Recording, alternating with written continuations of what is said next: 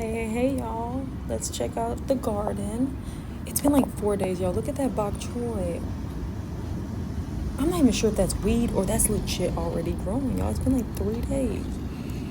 Green onions, they not doing nothing. Now, obviously, y'all, I haven't watered this stuff yet, but let's see. Those sweet onions also, they not really doing much of nothing. But y'all see that little green? You'll see that little green? It's growing, y'all. And then my bell peppers, yeah, we not got nothing going on. We not got nothing going on. But that's okay. That oregano, yeah, not much of nothing.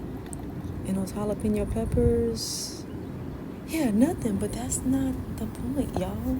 Stuff is growing already. Like, can y'all believe it? Rosemary, yeah. You know, we not expecting too much, y'all, but we had to do a little check-in when I walked out to go water, and I seen green, y'all. What I'm gonna do with all that stuff? My baby's little morning glory is, look at it. Y'all. I am so excited.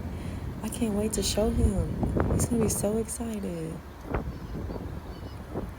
All right, y'all, nothing else is growing. No mints yet, but don't worry. We're finna get that watered, and we'll keep you updated. So stay tuned.